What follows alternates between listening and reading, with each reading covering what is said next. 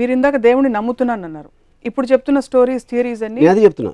నేను దేవుడిని నమ్ముతున్నాను ఎప్పుడు చెప్పాను, ఒక సృష్టి క్రియేట్ చేసింది ఒక ఆస్పెక్ట్, కానీ ఆ సృష్టికి మనం బతుకున్న దానికి సంబంధం లేదు. అందుకని నేను బాలాజీ గుడికి వెళ్ళి కొబ్బరికాయ కొడితే నాకు వస్తుందని నేను నమ్మను. ఇప్పుడు అర్థమైంది. మీరు బ్రహ్మని నమ్ముతారు కానీ విష్ణుని శివుడిని నమ్మరు. ఎందుకంటే బ్రహ్మ సృష్టికర్త, ఓకే, బ్రహ్మ అని పేరు పెడితే ఓకే. యా, విష్ణుని శివుడిని నమ్మరు. అంటే ఒక ప్రిజర్వర్, ఒక డిస్ట్రాయర్ లాంటి ఒక రెండు మైథలాజికల్ క్యారెక్టర్స్. ఇప్పుడు అదే మైథలాజికల్ క్యారెక్టర్స్ అనేది కరెక్ట్ వర్డ్. అది ఎలిమెంట్స్. ఇప్పుడు నాకు స్వామి అయ్యప్ప ఉంది.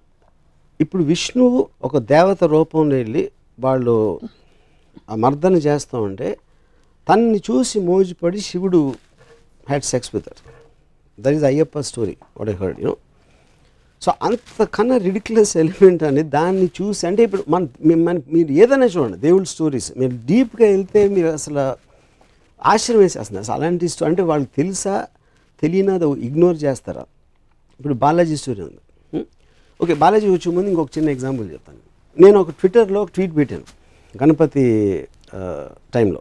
పురాణాల గురించి మనం ఎలాగో మళ్ళీ మాట్లాడతాం. ఐ థింక్ ఇట్స్ ఇన్ దేవుడు కాన్సెప్ట్ వాట్ ఐఎమ్ టాకింగ్. అంటే నేను అనేది దేవుడు అంటే ఏంటి, మనం భగవంతుడిలా కొలిచి పూజలు చేసి తన మొలాన మనకు వచ్చేస్తున్నాయి అనే దాంట్లో వాళ్ళందరి డెఫినేషన్ ఉంటుంది. అవును, బ్రహ్మ అనేది ఒక కాన్సెప్ట్, కానీ బల్క్ ఆఫ్ ద పీపుల్ దేవుడిని పూజిస్తారు, వినాయకుడిని పూజిస్తారు, బాలాజీని పూజిస్తారు, అయ్యప్పని పూజిస్తారు. So I think they are in the same category. Varma గారి అభిప్రాయం దేవుడి గురించి అంటే ఆయన ప్రపంచాన్ని సృష్టించి వదిలేశారు, ఆయన పని అయిపోయినా ఆయన మూలను కూర్చున్నారు, అంతేనా? మనం అంటే ఇప్పుడు చీమలు ఉన్నాయి, దోమలు కూడా ఉన్నాయి, గొంగుళిపూర్లు ఉన్నాయి, బొద్దింకలు ఉన్నాయి. బొద్దింకలు ఎందుకు క్రియేట్ చేశారు? మనకి జలుబిచ్చే వైరస్ని ఎందుకు క్రియేట్ చేశాడు?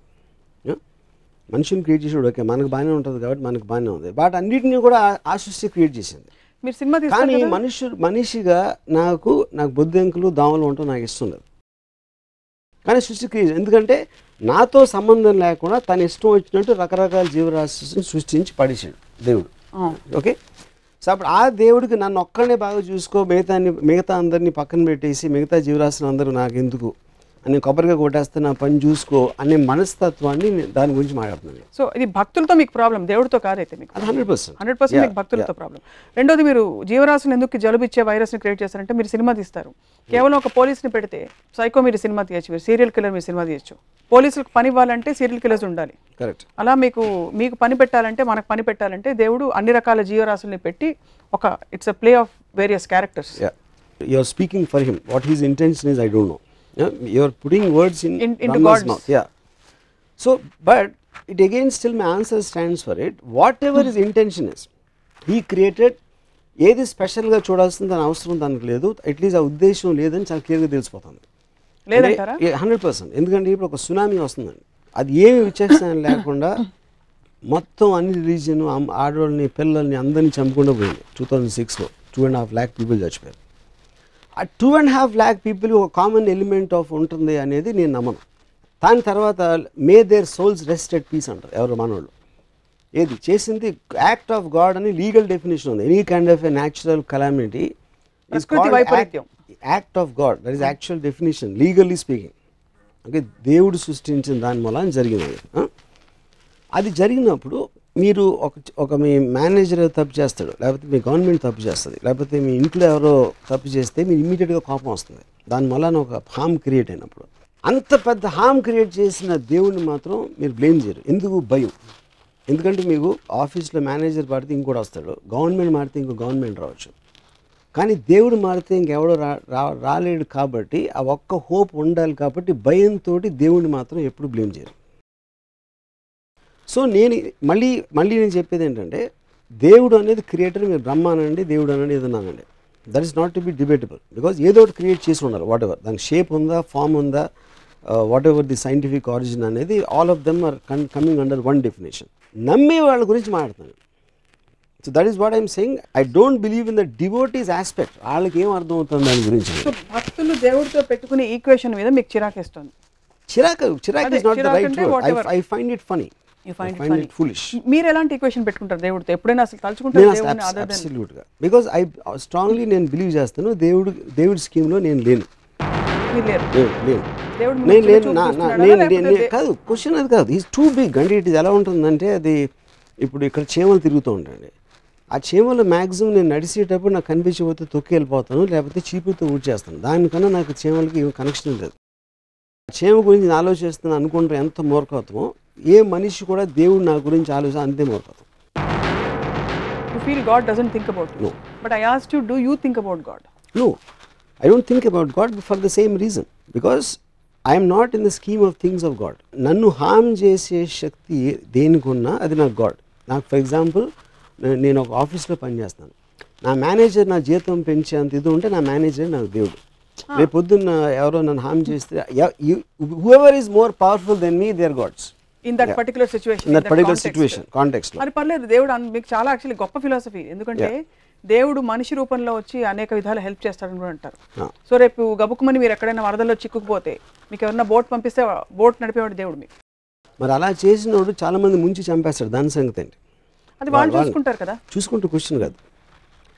ఇప్పుడు ఆ బిలీఫ్ తోటే మమ్మల్ని చేస్తాడన్న బిలీఫ్ తోటే అందరూ చేస్తారు. నేను అలాంటి దాంట్లో నేను టైం వేస్ట్ చేయను.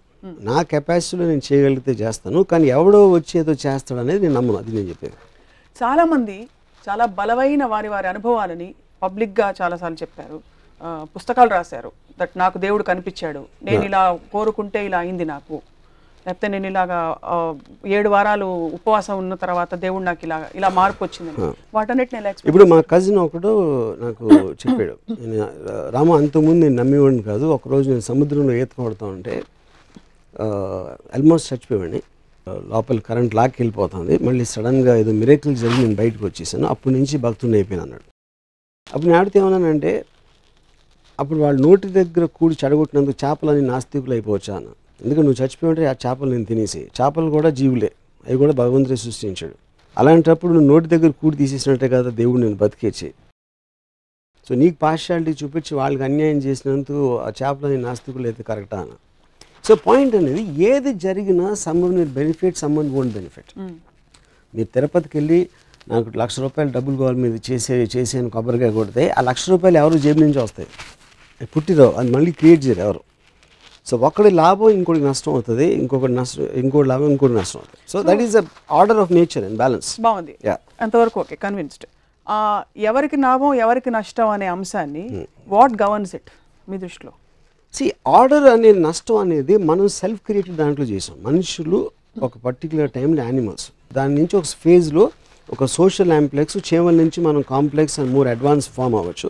ఒక సోషల్ ఆస్పెక్ట్లో రూల్స్ రెగ్యులేషన్స్ పెట్టుకుని సోషల్ వాల్యూస్, రిలీజియన్ ఇలాంటి ఆస్పెక్ట్స్ తోటి మనం నిర్ణయిస్తాం మంచి చెడు, కష్టం నష్టం అనే అదే complexity of society. That is not directly related to god. ఎందుకంటే జంతు జాతిలో బలంతో చంపుతాయి, దానికన్నా కాంప్లెక్స్ ఉండదు. కానీ ఇక్కడ మనకి వేరియస్ లాస్, కానీ లాస్ అంటే లీగల్ అంటలేదు, మనకు స్టిపులేషన్స్ ఉంటాయి, మనకు ఉన్న సోషల్ ప్రోగ్రామింగ్ ఉంటుంది, వాటన్నిటి మూలాల నుంచి మన ఆ ఆస్పెక్ట్ వస్తుంది. కానీ that is not directly related. ఆ సొసైటీ మనం ఫామ్ చేసాం కాబట్టి ఇప్పుడు ఇంత అడ్వాన్స్ అయ్యాం. But I don't think that is related to God. It's not related to God. అంటే నేను మళ్ళీ అంటే అదే, ఇప్పుడు యానిమల్స్లో ప్యాక్ యానిమల్స్ ఉంటాయి. ఒక యానిమల్ ఏమో దాని చదివి నడుస్తుంది, లోన్ యానిమల్స్. చీమలకు ఒక సొసైటీ ఉంటుంది, అలాగే తేనెటీగలకు ఉండొచ్చు, అలాగే మనుషులకు ఉండొచ్చు. రిలేటివ్గా మనుషులు చాలా అడ్వాన్స్ ఫామ్. కానీ అలాంటి ఎగ్జాంపుల్స్ అనేవి చాలా ఉన్నాయి, సోషల్ ఫార్మేషన్స్ ఆఫ్ క్రీచర్స్. ఆ ఆస్పెక్ట్లు చెప్తున్నాను. మళ్ళీ ఐల్ గో బ్యాక్. నాకు ఇంకా అర్థం కాలేదు ఒకటి, ఎవరికి న్యాయం జరగాలి ఎవరికి జరగకూడదు అనేది డిసైడ్ చేసేది న్యాయం అన్యాయం అనేది. అంటే దాని గురించి నేను చెప్పేది న్యాయం అన్యాయం అనేది. నేను ఎక్కడో కొట్టుకుపోతున్నాను, నేను చచ్చిపోతే చేపలకు తిండి అవుతుంది. ఇప్పుడు పులి జింక వెనకాల పరిగెడుతుంది, జింకను పట్టుకోగలిగితే తినేస్తుంది. అది ఉట్టి కేవలం కాదు, అది ఉట్టి కేవలం తన బలం. బలవంతుడు బలహీనుని చంపుతాడు అనేది natural order and Darwin's philosophy, the strong against the week. That's the whole point. ఎందుకు అలా చూస్తే మరి చాలా కెలామిటీస్ లో మనుషులు కూడా పోతున్నారు కదా. అప్పుడు కెలామిటీ అనేది బలం, కెలామిటీ అనేది టైగరు, మనుషులు అనేది జింకలు కెలామిటీలో.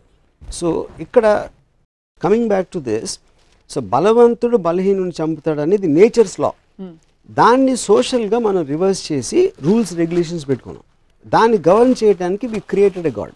ఆ దేవుడిని క్రియేట్ చేసి దేవుడు ఇలా చేస్తే శిక్షిస్తాడు. ఇప్పుడు ఎందుకంటే మనుషులు శిక్షించట్లేదు, ఐ మీన్ తప్పులు చేసిన మనుషులు, పాపాలు చేసిన మనుషులు కూడా మనకన్నా బెటర్గా ఉన్నారు అని మనం చూస్తూ ఉంటాం ఎప్పుడు. అప్పుడు ఏమంటారు, వాళ్ళు ఏం చేయలేరు కాబట్టి పైకి వెళ్ళాక దేవుడు శిక్షిస్తాడు. నువ్వు మంచి చేస్తే స్వర్గానికి వెళ్తావు, తప్పు చేస్తే నరకానికి వెళ్తావు అనేది కాన్సెప్ట్. సో ఈ గ్రూప్ కెలామిటీస్ లో ఇది వర్తిస్తుంది మీరు చెప్పింది. నేచర్స్ ఫ్యూరీ ఆర్ లేకపోతే ప్రకృతి వైపరీత్యం, దేవుడి శాపం is bigger than this 200,000 people. ఇది of course anything more powerful. It's not about nature's calamity. Correct. ఒకే కెలామిటీలో కొంతమంది పోతారు, కొంతమంది బతుకుతారు. అవును. అది ఎందుకు జరుగుతుందంటారు అయితే? అది నేను అడిగిన క్వశ్చన్. అప్పుడు ఆ డిస్క్రిమినేషన్ ఎందుకు చూపించడం అనేది నాకు క్లియర్ కట్గా తెలియకపోతే ఏ బేసిస్లో నేను ఆ సిస్టమ్ని నమ్మాలి? అది నేను అడిగిన క్వశ్చన్. సో బేసికలీ వీళ్ళందరినీ ఈ కారణంతో నేను చంపేశాను, వీళ్ళందరినీ ఈ కారణంతో బతికిచ్చాను అన్నది క్లారిటీ ఉన్నప్పుడు it is a legal system. వీళ్ళు తప్పు చేస్తున్నారు కాబట్టి జైల్లో ఉన్నారు, వీళ్ళు తప్పు చేస్తున్నారు కాబట్టి ఉరిశిక్ష చేస్తున్నాం, మీరందరూ మంచిగా మిమ్మల్ని ఏం చేయట్లేదు అనే క్లారిటీ నాకు మామూలు మనిషి ఇచ్చినప్పుడు దేవుడు దానికన్నా ఎక్కువ ఇవ్వాలి. దేవుడు మనిషిని క్రియేట్ చేశాడు నాకు తెలియదు, కానీ మనిషి మాత్రం డెఫినెట్గా దేవుడిని క్రియేట్ చేశాడు. మనిషి ఎవరిని క్రియేట్ చేశాడు? బాలాజీని క్రియేట్ చేశాడు. పురుషులకైతే రంభ కౌగిళ్ళు ఉన్నాయి, ఆడవాళ్ళకి ఏముంటుంది? వాడు బ్యాడ్ స్క్రిప్ట్ రైటర్ అయితే ఆ గాడ్కి బ్యాడ్ స్టోరీ ఇచ్చాడు, గుడ్ స్క్రిప్ట్ రైటర్ అయితే బెటర్ బ్యాక్గ్రౌండ్ ఇచ్చాడు.